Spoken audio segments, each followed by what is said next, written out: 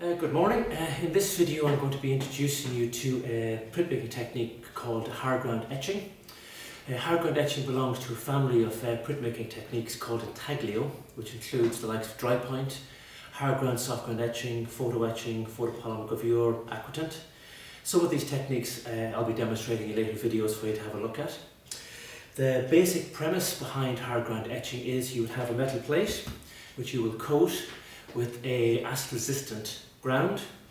This ground is then drawn into with say an etching needle or any other fine pointed implement. The plate is then immersed in a corrosive solution. We use ferric chloride here, we don't use nitric acid. Any exposed metal is then dissolved, so your line drawing is etched into the ground. After a certain period of time, you take your plate out of the ferric chloride, clean it off, you'll take the ground off the plate. The plate is then inked up. It is sent through a press with your etching paper on top, and the immense pressure placed on the paper and the plate by the press pushes that paper into the lines. So when you pull it back out, you take the ink out of the lines and you have your printed image. And that is basically the premise behind hard ground etching. The first thing you're going to need is obviously your metal plate. We do two types of metal here. We use copper, which is what traditionally it would be used. Most etchers would have used this for 300-400 years. It's a lovely, hard, durable metal, which takes an etching line very, very well. Or we can use zinc, which is a softer metal. It's a cheaper metal, so most of the students will start out with this. You get good results, but you get better results with copper. The first thing you're going to do is, when myself or John cut the plate for you, you're going to need to bevel these edges. If you notice, I'll come in close, one side of the edge it hasn't been beveled while the other have. The reason we do this is, when this is cut, it is very, very sharp. If I run my finger across that, I would cut my finger. So you've got to be careful. So if you put this through the etching press, the pressure applied to the plate, this edge could possibly cut through your etching paper and cut through the blankets, which can damage the blankets, and obviously we don't want to do that. So basically we bevel the edges. Now I've done 3 slides of this. I'm just going to demonstrate on one side, and to do that we work over here.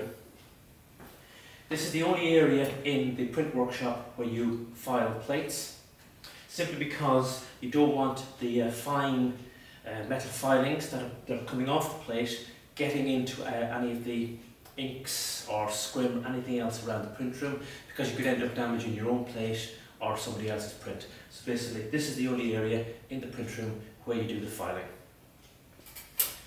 Now you'll notice I've got 2 files here and a burnishing rod.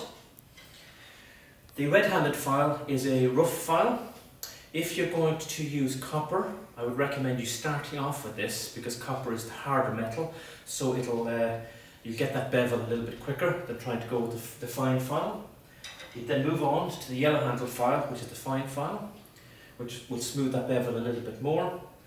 And then you would finish off with the burnishing rod, which will take out any little marks that are in that bevel left by the file.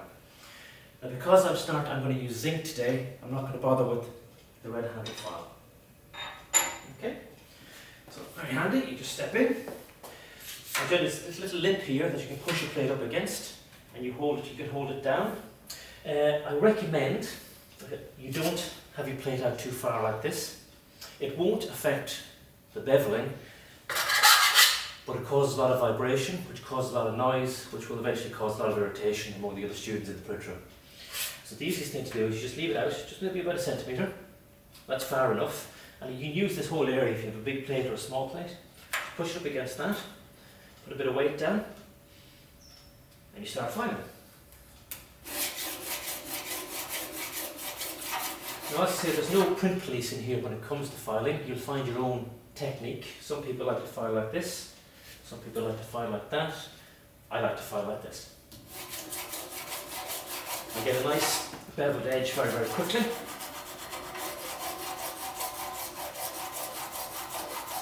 And there's no vibrations.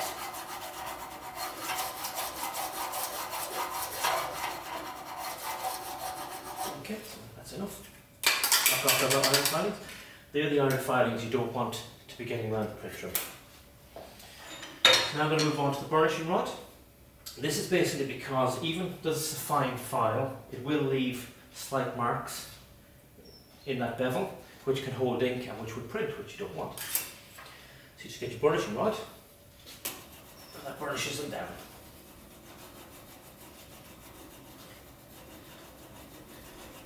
You can, if you want to, just say using a large plate, you can put a little bit of copper plate oil on this and it acts as a lubricant, but I'm not going to bother doing that because it's only a small plate. Okay. That should be okay. And that's all 4 sides have been done. Now what I like to do, this is not mandatory, but I like to do, I just like to, if you can see in that one, the 4 edges are rounded. Well, this one is spiky and that one is spiky, so I just like to round them off.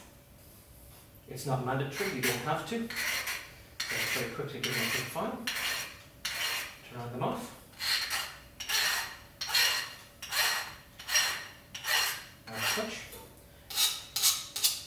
Get this little bit that'll be at the bottom. There you are.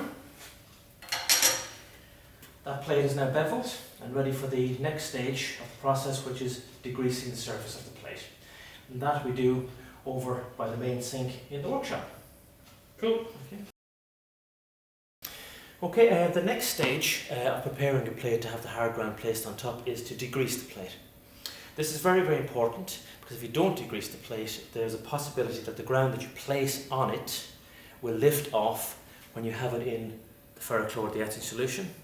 And this will damage your plate and damage your image. So it's very, very important to degrease your plate well. So the first thing you're going to do is you're going to peel this plastic off. This is just a protective layer. Okay. Discard that, put it in the bin. And you might look at this now and think, oh, well, that plate's clean. It doesn't need to be degreased. What's wrong with it? Why is he telling me to do that? In relation to dust and dirt, yeah, this plate is perfectly clean. But in its manufacturing, and especially with the adherence of the plastic to the surface, on this surface there will be a slightly greasy surface which you want to get rid of. I can demonstrate that by putting a little bit of water on the surface. Okay, I don't know. You can see that where the water is pooling into little globules. Can you see that? Okay. You don't want that. You want the water to run smooth off the surface of the plate. Okay. And to do that, we use this. I'm going to put on this glove. Hands wet. We use a solution of water, ammonia and whiting powder. Mixed together and makes an abrasive cleaning solution. And it's kept in this little container. Okay? So the first thing you do, a little bit of water on the surface. Okay. And you get some of this solution. And normally I'd have this down in the sink, but for the demo, just so you can see what I'm doing, I'm just going to lift it up. There we go. You can see even that, the cleaning solution is kind of pooling in a little way. You want to keep doing it until basically it runs off smoothly. It can take a little bit of time.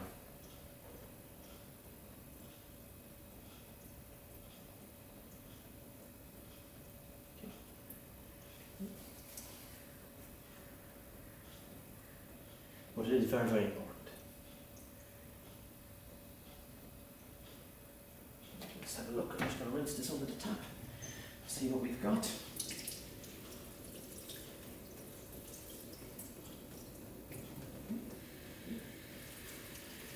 Just give that another little quick go. A bit more.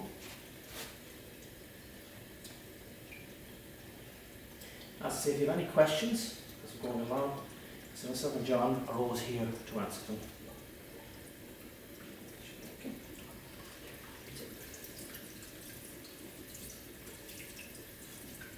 Now, you can see the water is no longer pooling, it is running off. So that plate has been degreased. And now we just need to dry it. It's very important at this stage not to touch the surface because your greasy fingers will leave marks on there. You just basically just let it drip out right and we'll dry it. There's any number of ways of drying this now. You can use a little bit of blue roll, you can use a newsprint. I'm just going to use a quick way of doing it with a hairdryer, so it's going to get a little bit noisy just for a few seconds.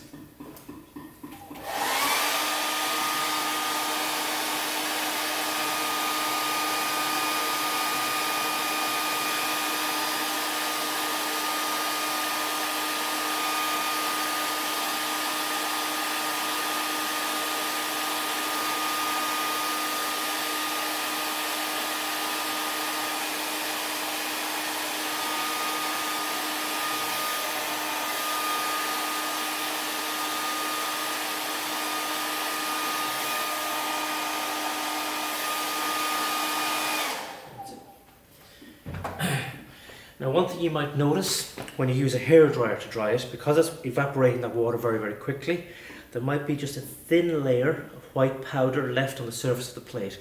That's the whitening powder from the cleaning solution. You want to just get that off because it can affect the etch as well. So just a clean bit of blue roll. I don't know why I'm calling it blue roll, it's white.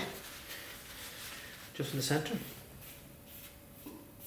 Very gently, not touching it with anything else other than the cloth. Get it off. Okay. Now that plate has now been beveled, degreased, and it's ready now to have the application of the ground. And we do that over the other side of the print workshop beside the hot plate. Okay, the next stage is basically applying the ground to the plate. And to do that, we use the hot plate. If you come in the morning and it hasn't been switched on, because obviously if you do it for the first day and it hasn't been switched on, it's very, very easy. It's just to switch the back of the wall, and then you just turn the switch here, so the light is on, and it takes about 20-25 minutes to heat up the temperature. So what you do is, you're going to place this plate, your degreased plate and bevel plate on the surface, okay, so it can heat up, so it can actually get hot enough to melt the ground when you're applying it. Now here we use two types of ground. We have hard ground, which is what we're going to use today, or you have soft ground. Both of them are made up of a mixture of asphaltum, rosin, bitumen, beeswax. Soft ground has an extra ingredient called tallow or fat, which means it doesn't get hard, it stays soft. The hard ground will, once it dries, it'll be rock hard. You can be quite abusive with it if you want to. With the soft ground, you can't. We've got two rollers here. One is for hard ground, one is for soft ground. They're easy enough to tell the difference. It's written on the handle.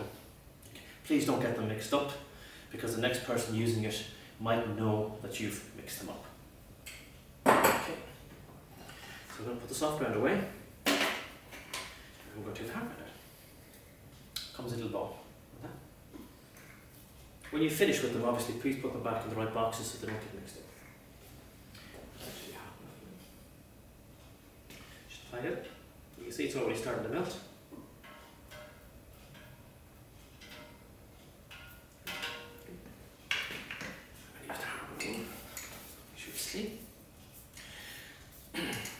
Now this can take a bit of practice, even for me. So if it doesn't work first time, don't panic. All you have to do is put it back onto the hot plate, the ground will melt, and you can put it back on again.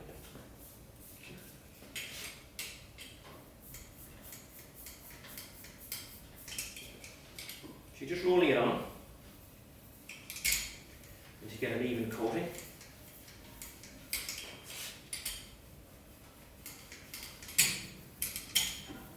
Yeah, that's much better. Yeah, that's looking good now. So that's been grounded up now. If you just want to get it off the hot plate, it's going to be very hot, so please use the spatula. Move it on to the cold plate. Okay. And that'll just take a couple of minutes just to cool down, and as it's cooling down, it's going to harden, and you can be quite robust with it. So the hard ground goes back into the hard ground box, and it goes back in here. Now you notice two things here. We've got two dabbers. One is for hard ground, one is for soft ground. You can apply it that way as well if you wish, whichever you're comfortable with. I prefer using the roller. It gives you an even coat quicker. I find with these, students tend to put the ground on too thick. You end up having a black surface, which you don't need.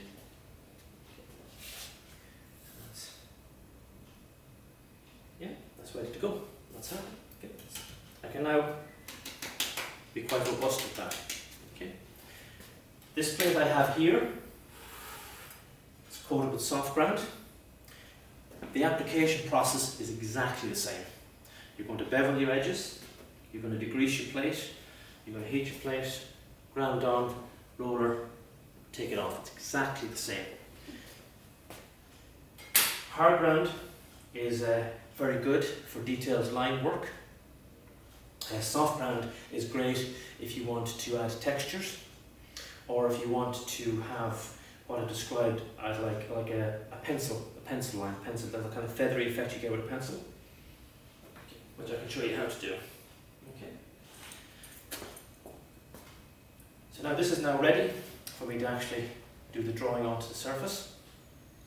Now you can use any pointed implement. It doesn't have to be a 15-20 pound etching needle, or it can be a cheap etching needle you get for £2 or £3, or you can sharpen a nail, whatever. All you need to do is it's sharp enough that as you draw onto the surface, it'll break the ground, it'll scratch into the ground, take the ground off and expose the metal. That's all you want it to do. Don't dig in, because you'll end up digging into the metal and you'll make what's called a dry point. You'll end up raising burrs, which you don't want. You just want enough pressure just to take the ground off. Okay. Now this is where I'm going to embarrass myself, because all my work for the last 10 years has been photographic based, so my drawing skills have long since left the building. I've done one last week as a demo, so I'm just literally going to redraw of that, because it's just going to be easier, and all it is a box. So, have a look. Draw just enough pressure to lift off the ground. Okay. It's going to be a very, very boring image, but just enough. There we go.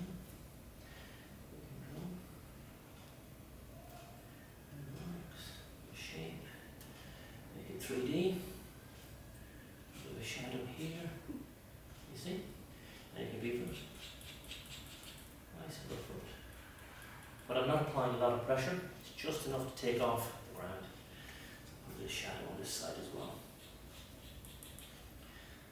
And to get some tone in it, you can use cross hatching like you would in a drawing. Okay, so a little bit of shadow here as well. As I say, if John was here, this would be a far more detailed drawing, because he's a far better drawer than I am. And the other thing I'm going to demonstrate here, which is very important to remember when you're doing any intaglio printmaking, is your image will be reversed when you print it. So if you have an image of a dog and you want him looking left, when you do the drawing on the plate, you have him looking right. It becomes even more important when you're using text, because the last thing you want to do is spend an hour writing out your text and it's perfect, you etch it and you get the mirror image when you print it. So what I'm going to do here, I'm going to write the reading and then backwards, just so we print it, you get an idea. So I have a box, so I'll just write box. And then I'll write it backwards.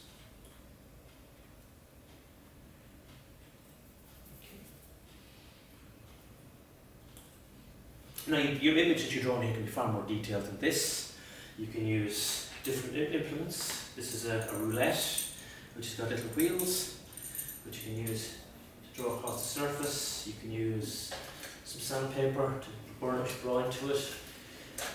Any number of things. It just doesn't have to be specific things that we have here. Whatever works for you. All you want to do is get into that surface.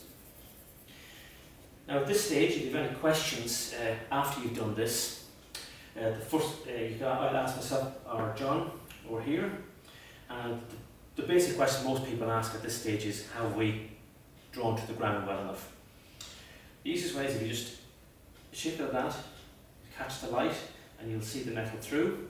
If you have any other doubts about it, we have little magnifying glasses which we can put on and we can see if you've etched through. Because I say the last thing you want to do is do this lovely drawing, you haven't put enough pressure onto the ground and it doesn't etch, or it partially etches and It's not very nice.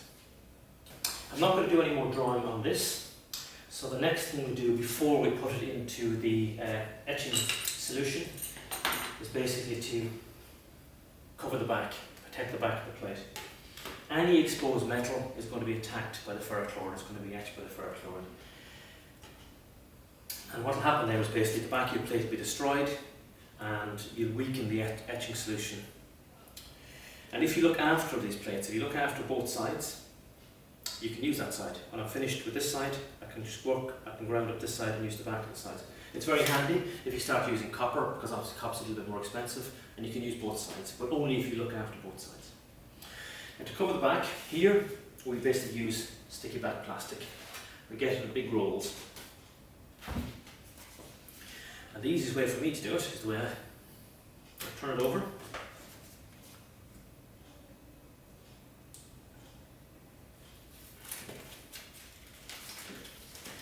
Stick it down. Let's go along, just to get any air bubbles out.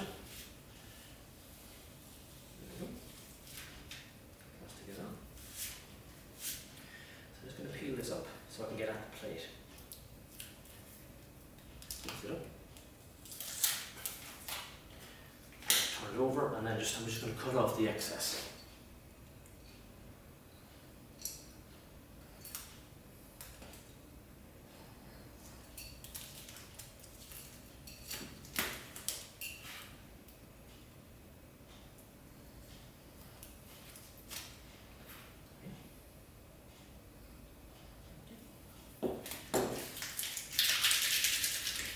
Now what I like to do, I take a little bit of the sticky back plastic to make a handle.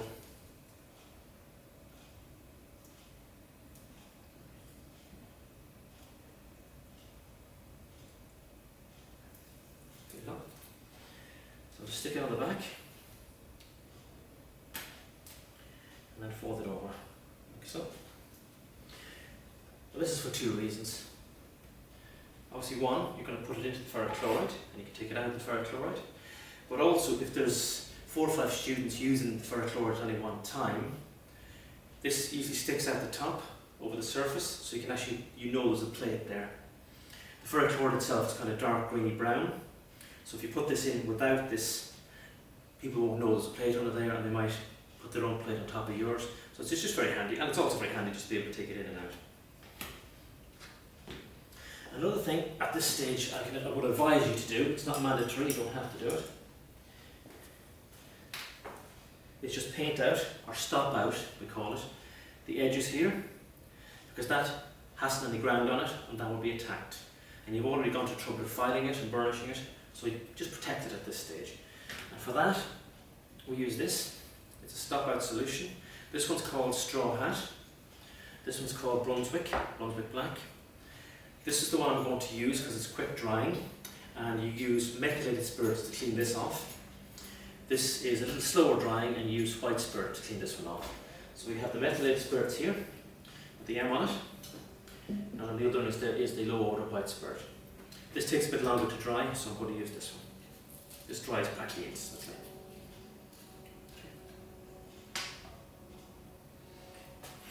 As I said, this isn't mandatory.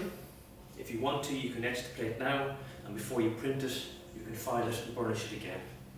But just by doing this, it saves that. So just put it on the edge.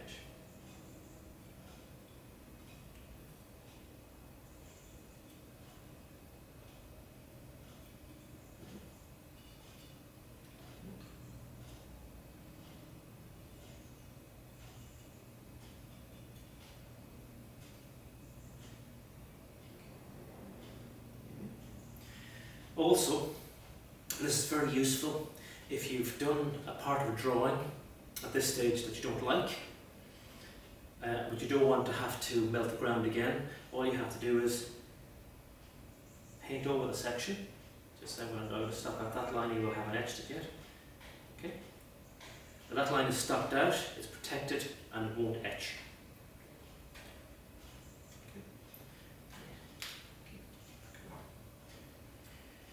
And that is now ready to be etched. To do that, we use the ferrochloride tray over by the main sink where we degrease the plate. When I was talking earlier on about hard ground being great for very fine work, soft ground is great if you want to either add a texture to a plate or if you want to have a line drawn that looks very, very pencil-like. It's very, very good for that. And the easiest way of doing that is the plate's slightly warm. You just get a sheet of newsprint or a sheet of tissue. You put it over your plate. Just get a good hard pencil and you can draw your line, just like that. Bit of shading. And that is enough pressure. So when you take it off, you see, you have a monoprint, but the plate itself, just enough ground has been taken off that plate for that to etch, and you will get a line slightly like that, more pencil-like. You can see that? And because the soft ground is so soft, I can do this, that will etch, and you can just about see it there. So I got my fingerprint there. Or if you want to, you can add texture to it, as you can see. You will coat the plate, you will get your feather if you wanted to use a feather. You put the feather on top, just cover the back of the plate with a little bit of newsprint. You'll send it to the press. The pressure of the press will be slightly less, so if you want to do this, talk to myself or John first so we can release the pressure a little bit.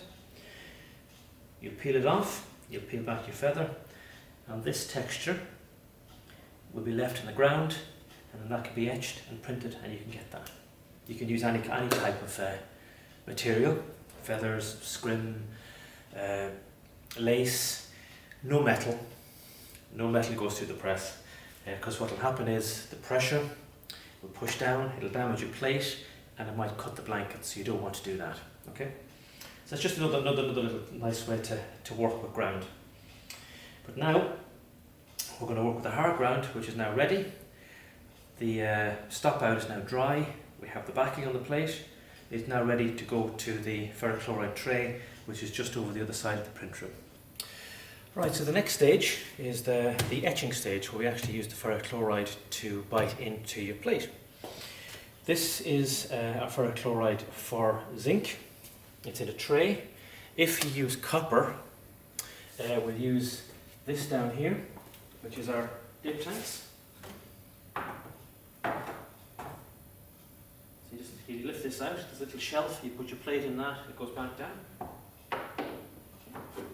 This is for copper only, this is for zinc. So the first thing you're going to do is, you're going to lift this out the way. There we are. And you get your first look at the ferrochloride. Okay. You'll see another tray here, with a little bottle. This is full of a solution of salt and vinegar. I'll explain why we need this. It's usually in the bottle. You just put it into the tray. When you're finished, if nobody else is etching, just put it back into the bottle with a little funnel.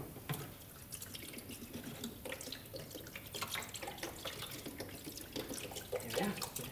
It does have a tendency to make the print room smell like a chip shop, but what can you do? Right. Now it's going to take about 25 minutes etch for this to etch down to a point where you could get a nice deep black line. Unfortunately, time-wise, with zinc in the tray, every 5 minutes you have to take it out here, rinse it off very, very well, and you put it into the salt and vinegar. Because what's happening is the ferrochloride is biting into those lines, but that residue is staying in those lines, and that can affect your etch. So you'll take it out, put it in for 5 minutes, take it out, rinse it off very thoroughly so there's no ferric left on this, even at the back. You put it in here for about 3 minutes, and the salt and vinegar cleans out those lines and gets it ready for another 5 minutes. So you'll take it out of here, rinse off the salt and vinegar, and you put it back in here for another 5 minutes. And you will do that between 4 and 5 times till you get up to about 25 minutes. The nice thing about doing it that way is that you can stop at any time. and you can have a look under a magnifying glass to see how well your plate is etching. So it does work out. Also, you can stop out any of these lines at any time. So you could etch it for 5 minutes, take it out, dry it off, stop out a few of the lines, put it in again, etch it for another 5 minutes, take it out, stop out a few more of the lines.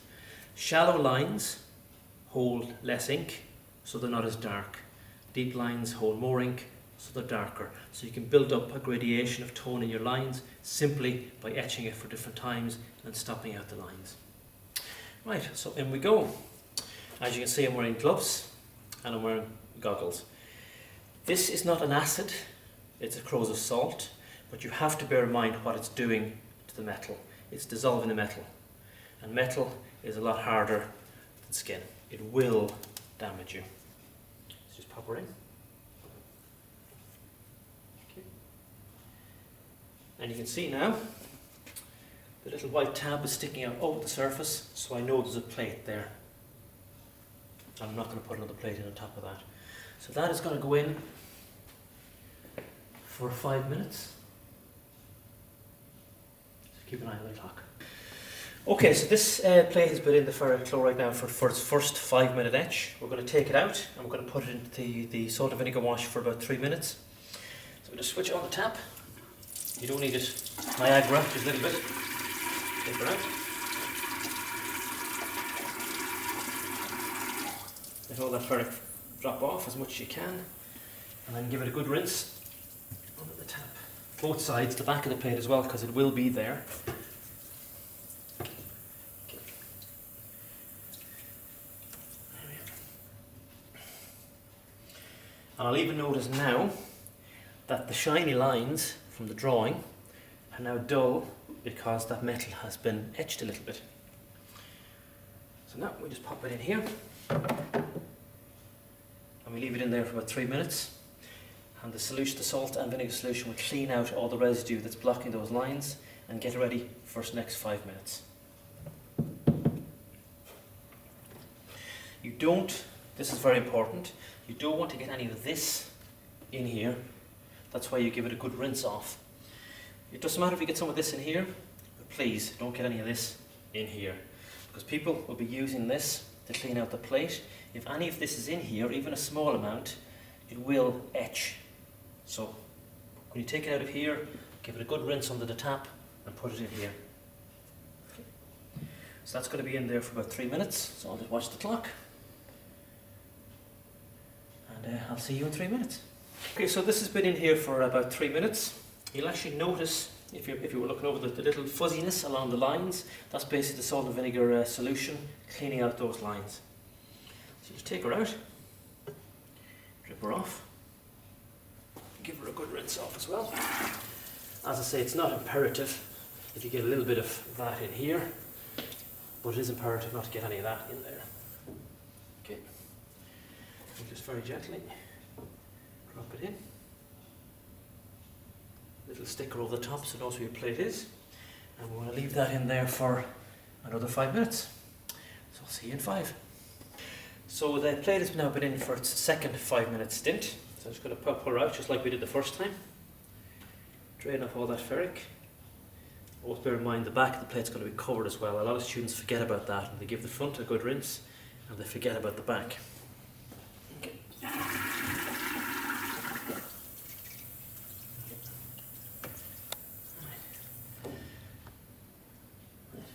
Now this will go back in here for another 3 minutes. And then back in here for another 5 minutes, 3 minutes, 5 minutes, until you get up to about 20-25 minutes of an etch. You can go up longer if you want. The nice thing to do is basically to stop after about 20 minutes, clean off the ferric, rinse it off, and have a look at the line under a magnifying glass just to see how well it's biting, because you might need to leave it in for a little longer than 25 minutes. Okay. Now by the magic of movie making, I'm not going to etch this anymore, because in the tradition of Blue Peter, I've already made a plate that I've etched for 25 minutes.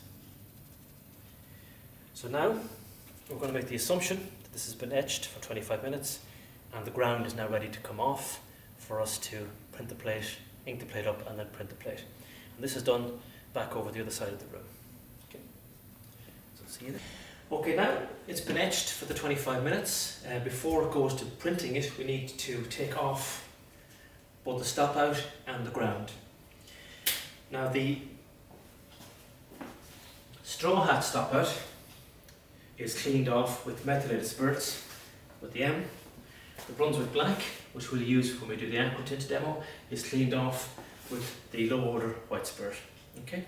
The ground is cleaned off with the low order white spirit. So the first thing I'm going to do is I want to clean off this stop out. So I'm going to use a little bit of methylated spirits.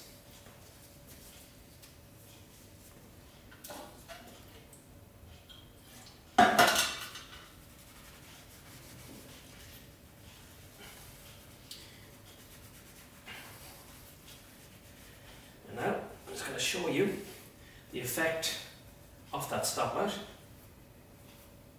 I'm just going to come close.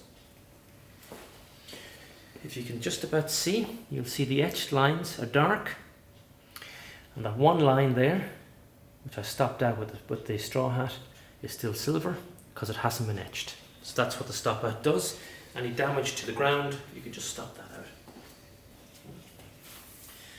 Now I want to take the ground off, and we use the low order white spirit called Premier Wash, which is in the other container, to do that. Doesn't take a lot.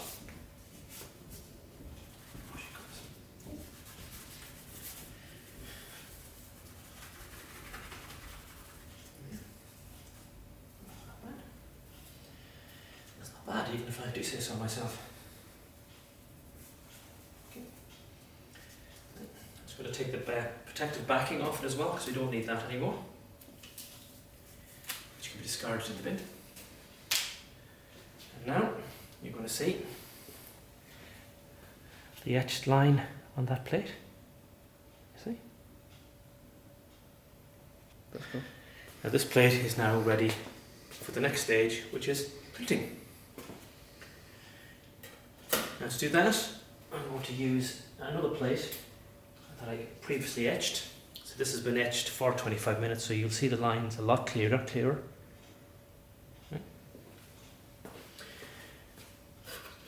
And to print it, I'm going to work over here. You don't have to work over here. You'll have individual spaces that you'll be working in. The inking up of the plate can be done in any of those spaces, so you don't need to worry about it. I'm just doing it here because it's a nice height. These are the accoutrement, as I would say, of printmaking, of the printing process that I like to have. You'll have your cut card, which we'll use to apply the ink and take the ink off. You'll have your scrim, which is like a cheesecloth material, which we'll use to buffer down the plate. And then you have a little bit of tissue paper, or you can use foam books, whichever you want, just to buffer it down if you want to get it nice and clean. Okay. So this is the ink. This is intaglio ink that's used for etching. It's slightly different than ink you would use for relief printing or for lithography. It's a little stiffer. So this is going to get a bit messy. Okay. Take it off. Just put out a note. And put the lid back on. Please put the lid back on. And that is stored under there. Okay. You can use this ink straight, neat, if you want to. I always like to mix it with a little bit of extender base. It just loosens the ink up a little bit and makes it easier to wipe. Extender base is, for lack of a better word, a transparent ink. So there's no colour. It looks like there's colour to that, but there is no colour to that. So just going to take a little bit out. Okay. Too much. Pop it down. Please, when you use this, have a clean spatula. Don't get any colour in there, because you'll just wreck the whole thing. Put it back on.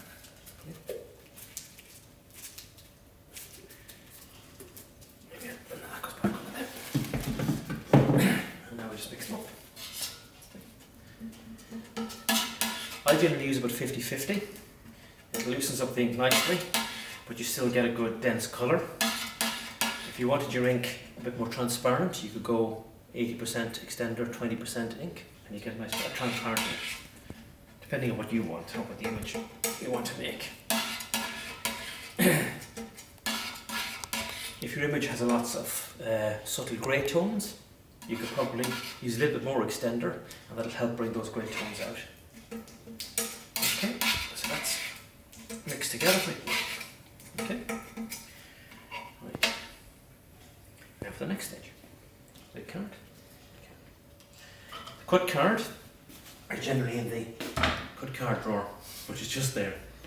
If it's empty, just ask myself or John, and we'll find some card and we'll cut it for you. You got the plate.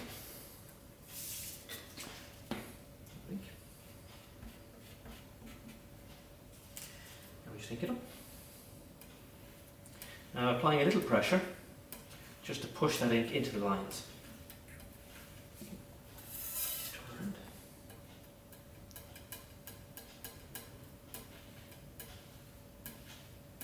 Just hand it to turn around.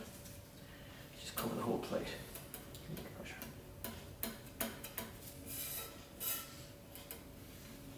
This takes practice as well, so don't worry if it doesn't work out for you the first time. You're not in any way damaging the plate.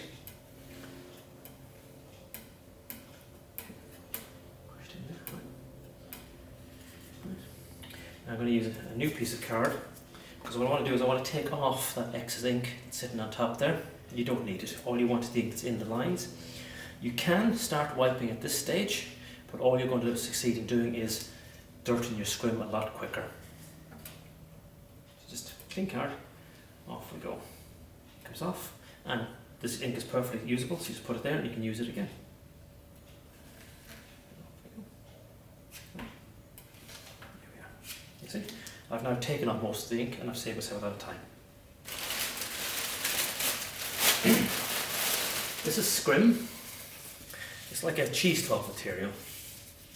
This is an old piece. I've used this for, I must say, for about a year. If you look after it in a plastic bag, it will last. It will last. This is obviously a brand new piece, which I'm going to use today for the demo. When you buy it first, we sell it here, it's quite stiff because basically it's full of starch. You want to get that starch out of it so it's nice and soft. So all you need to do is just find the leg of a table or the leg of a press, whichever you want to find, wrap it around it.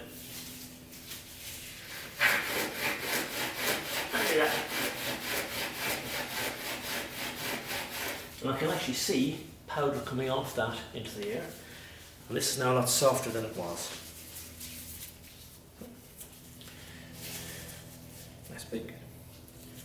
I always recommend buying at least half a metre of this, even if you're using small prints. Because, as I say, if you put it in a plastic bag, it will keep. You will be able to use it again and again and again.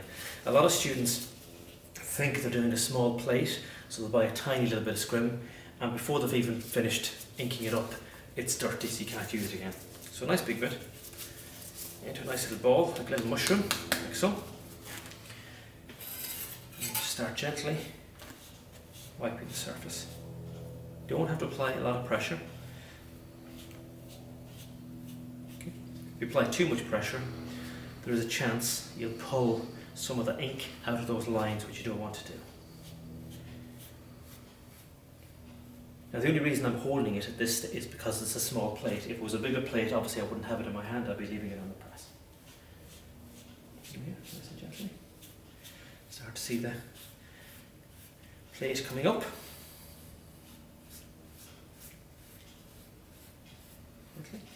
This is where you can get a little bit more creative with your inking. You could really wipe one part of it nice and clean. You can leave a little bit more plate tone in another section. And you can get a nice little gradation of tone. Depends on what you want. I'm just going to wipe it clean. Okay.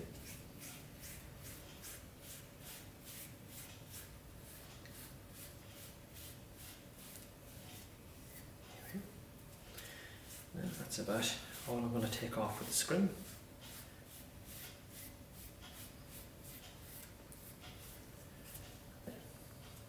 And I'm just going to buff that down with a little bit of tissue paper, or it could be, as I say, out of a phone book, just to get it. If you want a part of it really clean, you can really give it a good clean.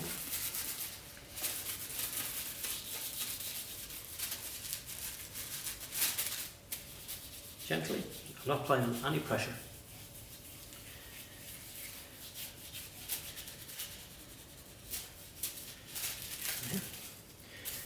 Now the next thing I'm going to do is, I'm going to wipe the edges.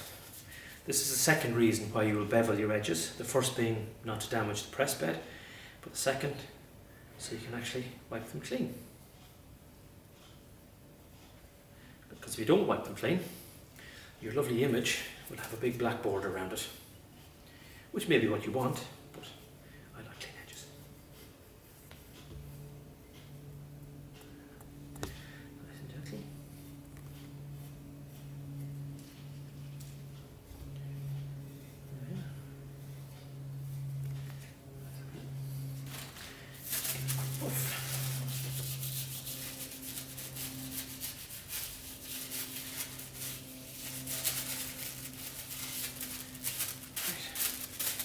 Okay, that's been inked up and it's ready to go to the press. The next thing I'm going to do is I'm going to put the etching paper into our water bath because we want to soak that. What that does is it takes some of the starch out of the paper and it loosens the fibres. So when it goes through the press, the damp paper gets pushed down into these lines, and when you peel it back, the ink comes out and you get your image. And to do that, we need to go over to the water bath. Okay, now we're going to soak our paper. This is the big grey bucket here, we'll say, is normally what a water bath would be, but we're doing some cleaning here at the moment, so basically it's full of all various bits and pieces. So I've got a smaller water bath in here. So the reason we do this, as I said, was to remove some of the starch from the paper and to loosen the fibres, so it takes an image better. The white paper I have here is basically paper we sell here. It's called Snowden. It's a high grade 300 gram cartridge paper. The other paper I have here, it's a slightly off-white, it's called Fabriano. It's an off-cut of one of mine. This is more what you would use professional printmaking. It's I think it's 185 gram etching paper. We're going to use this because we sell it here. So just pop her in, make sure it's fully underneath, don't have it just sitting on top. You want it fully soaked. If it's sitting on top, what can happen is the ends will just curl up. Now this, it may be a high grade cartridge paper, but it is still only cartridge paper, so you don't need to soak it for very long. About a minute and a half it needs to be in here. Something like Fabriano, or something like BFK, Somerset, Circle, any of the other high grade etching papers you would have to soak for a lot longer. And this is a medium grade etching paper, and I would still have to soak this for about 20-25 minutes before I would print it. Something like BFK you could soak for up to an hour. But for this demo, we're just going to go with the Snowden because it only has to soak for a minute and a half.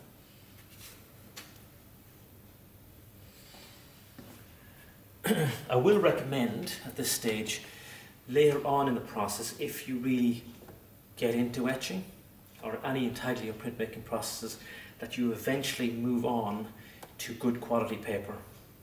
This is very good paper for proofing to see what the plate is like, but you will be astonished by the difference that a high quality paper will make over this poor quality paper. Most people, when they start using good quality paper, they never want to go back. Okay, that's about right. The other important thing when you're soaking your paper is clean hands. This area, please don't come over here with dirty hands or dirty gloves, because you will end up dirtying it. You won't want to do it, but you will do it. You'll end up dirtying the blotting paper, so the next student who comes along, their paper might be covered in ink. So please, clean hands. Let's just drip dry. So after it's been soaked, the amount of time it has been soaked, whether it's a minute and a half or 20 minutes or an hour, drip dryer. And over here we have blotting paper, because you want to take most of that moisture off. You want the paper damp, not wet. If it's shiny, you haven't blotted it enough. Okay, we've got our roller.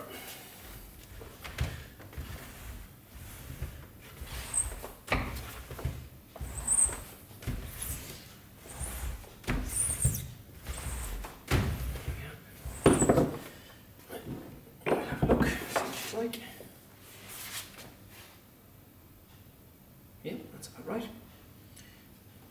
Now this is ready to be brought over to the etching press and printed with the plate, which is what we'll do now. Okay, now we're come to the stage where we're going to print the plate, the exciting bit. So just put a sheet of newsprint down on the press bed. You don't need to do this, it just saves cleaning up a little bit, because if you don't put it down, any ink on the back of the plate will be on the press bed and you have to wipe it, so this just saves you having to do that. So I've got my paper, put it across the top, anyway, she's a bit big for this plate, but okay. And then I'm just going to cover the back of it with another sheet of newsprint. This is basically for two reasons. One being, if, just say this was a monoprint and there was a lot of ink on there, the pressure of the press might push it out and that can get on the blankets. As you can see, there's some stains on these blankets already. And the second one is this paper will soak up a little bit more of the moisture that's in that paper. Because as you might imagine, if lots of students are putting through lots and lots of damp paper, eventually the blankets are going to get a little bit wet. We don't want that, so you just put that on. Okay. Right. And I'll put down the blankets.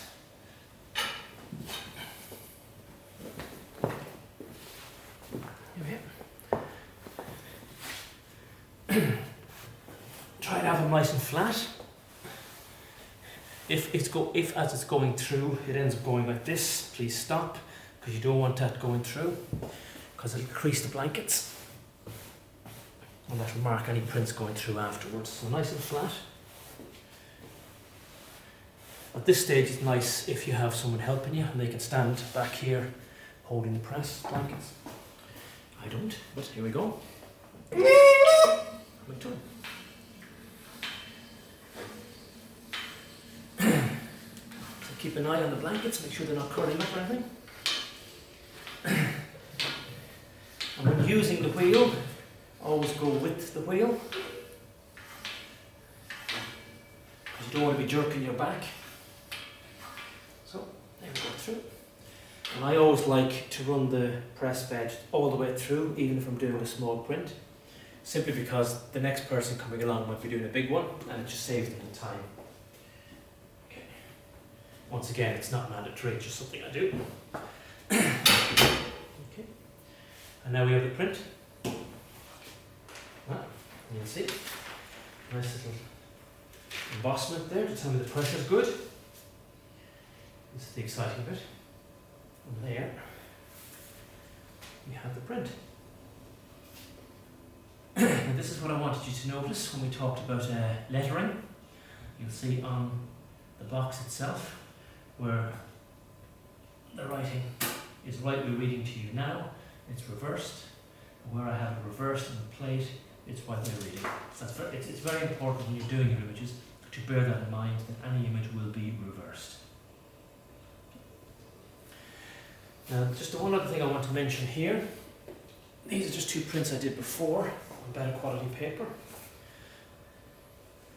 You'll notice there's a slight difference. This one is slightly darker than this one, because this one I printed first.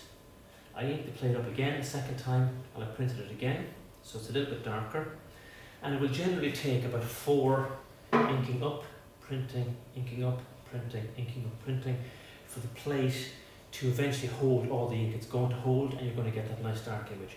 So if you pull your first proof and it's faint, don't panic. All you might need to do is print it up 3 or 4 more times, and it gradually get a little bit darker each time. As you can see here, that's quite fine. This is quite light, and then this one's a little bit darker. If on the day I printed this again another 3 or 4 times, the 4th or 5th one will be darker again.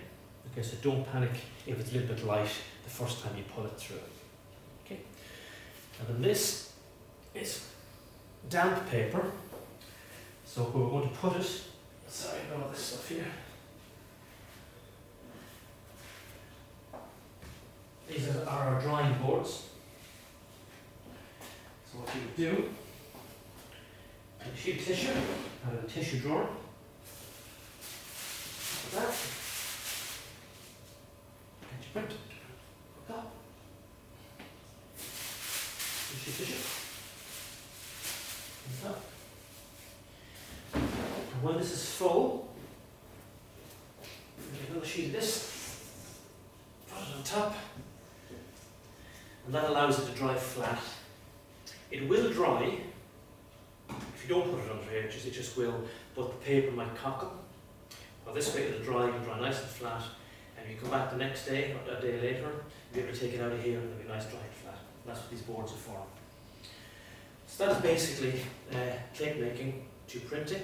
The last stage now will be the nasty bit, we'll say, the cleaning up afterwards. So I'm going to do that over here. Okay. The last stage here now will be the cleaning up stage. It's the unpleasant bit at the end for all the printing, but it has to be done. There's a number of steps. The first one will be with the ink. This ink is very good quality ink, so you're more than welcome to wrap it up in a little bit of plastic and take it away with you. As long as you keep the air out of it, you'll be able to use it again. It's not a bother. If it's a case where you don't want to take it with you, a sneaky trick I always use is I ask anybody in the print room do they want to use the ink. If they do, they have to clean it up.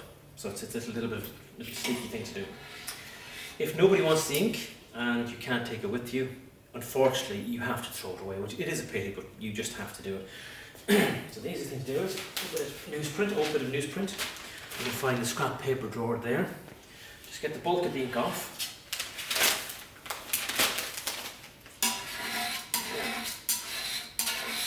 There we go, like so. Fold that up so it doesn't get anywhere else. So then that can go in the bin. I'm going to pop it there for now, but it would go in the bin. Okay. Now we use a safe method of cleaning up here. It's environmentally friendly. In this really ugly looking container, there's vegetable oil, basically cooking oil. In this one, we have a mixture of sodium carbonate and water. And the first thing you're going to do, you're going to use the vegetable oil onto the spatula and onto your plate. Now, because the ink is oil based, the vegetable oil will start breaking that down. So the first thing I like to do is I got to clean the spatula.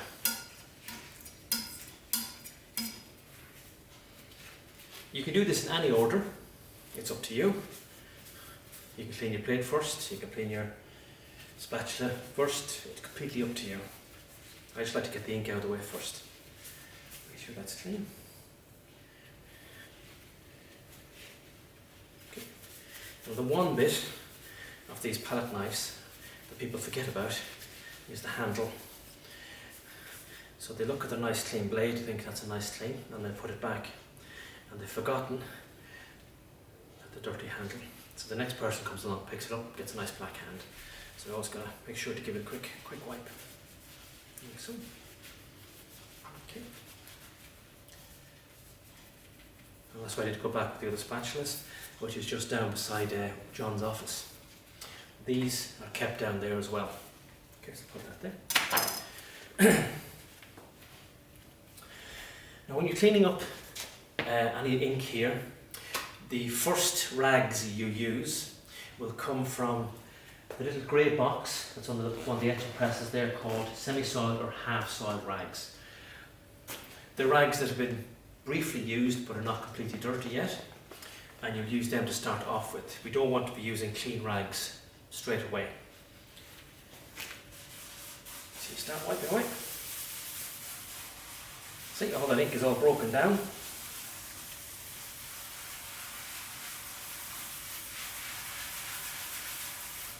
That's all on my rag. Okay. Get these out of the way, so out of the way. The aim is to leave the surface as clean as you found it, so the next student who's coming along doesn't have to waste any time cleaning up after you, simply. Okay. I'm going to give this plate a quick wipe as well, just a very quick one.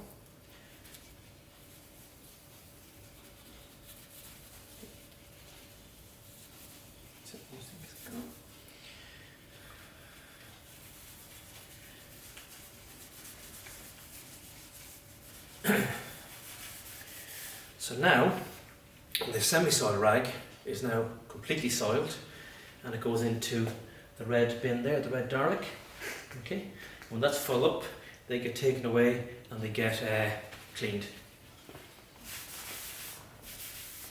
And now you'll use a clean rag, which you find in a small bucket just down by the main door. If at any time you have any questions about where things are, myself and John are quite happy to answer. But simply put, you don't start cleaning up using clean rags. You start cleaning up using the semi-soiled, they become fully soiled, they go into the bin, they get recycled, you get a clean rag, clean, clean, clean, it becomes semi-soiled, it goes into the semi-soiled bin and everything gets recycled.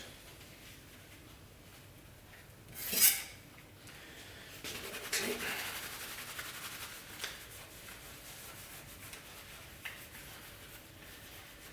There you go. That's nice and clean. Pop this over here. Now unfortunately, using the oil, what it does, it leaves an oily residue on everything.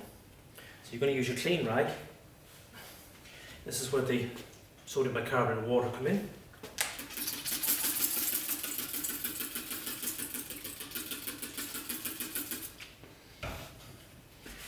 That cleans off the oil.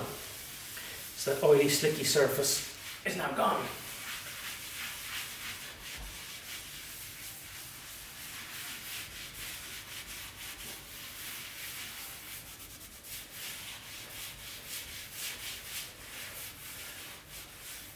And that is now ready for the next person to use. So get any oily residue off your palette knife. Same way. And any oily residue off your plate. And as we say, these two now are semi-soiled, they're not fully soiled, so they'll go into the grey bin here for the next person to use. And then everything goes back to where it came from.